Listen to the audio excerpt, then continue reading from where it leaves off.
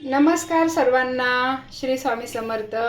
तर बघा मैत्रिणींनो, आज मी डिनरसाठी बनवत आहे हेल्दी असे सँडविच। त्यासाठी मी इथे घेतले आहे काकडी, गाजर, कॉर्न, टोमॅटो आणि कांदा।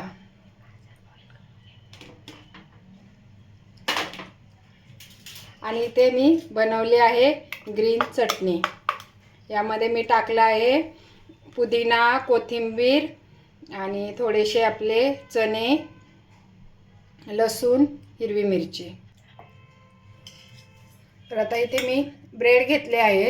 हे मल्टीग्रेन ब्रेड आहे। आता याला थोडं थोडं बटर लावून घ्यायचं आहे। सर्व ब्रेडला बटर हे व्यवस्थित स्प्रेड करून घ्यायचं आहे।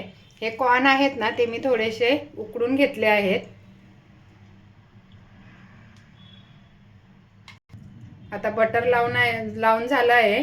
तर आता ही ग्रीन चटणी लावून घेते।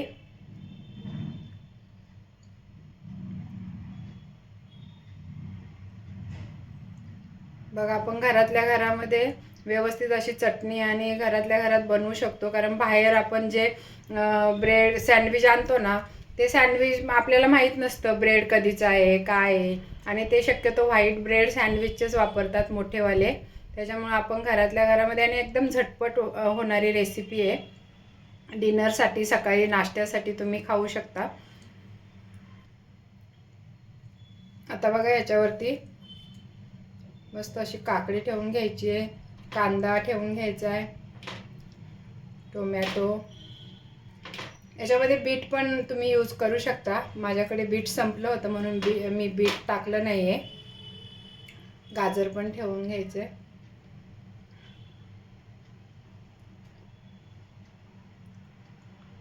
आता बघा, तुम्हाला वेट लॉससाठी जर पाहिजे असेल ना, तर तुम्ही सेम असेच बनवा। पण याच्यावरती तुम्ही चीज नाही टाकलं तरी चालेल। आता मी याच्यावरती याच्यावरती चीज पण टाकणार आहे।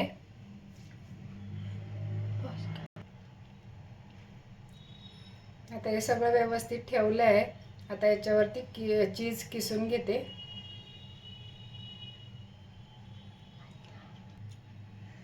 आता बघा, ह्याच्यावरती हे दुसरं पण ब्रेडला तुम्ही हे लावून घ्यायचं, बटर आणि हे चटणी। त्याने ना टेस्ट चांगली येते। कारण आहे ना, दोन्ही पण ब्रेडला जर हे चटणी आणि हे लावलं ना, तेच बटर लावलं ना, तर टेस्ट छान येते। आता आम्ही सँडविच मेकरमध्ये हे बनवून घेतो। आता हे सँडविच मेकरला थोडंसं बटर लावून घ्यायचं आहे।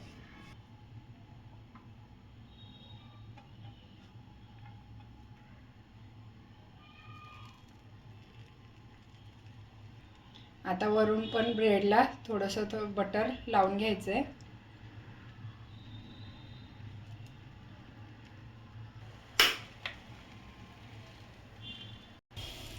रेड लाईट झाली। तर बघा, झाले आपले सँडविच तयार।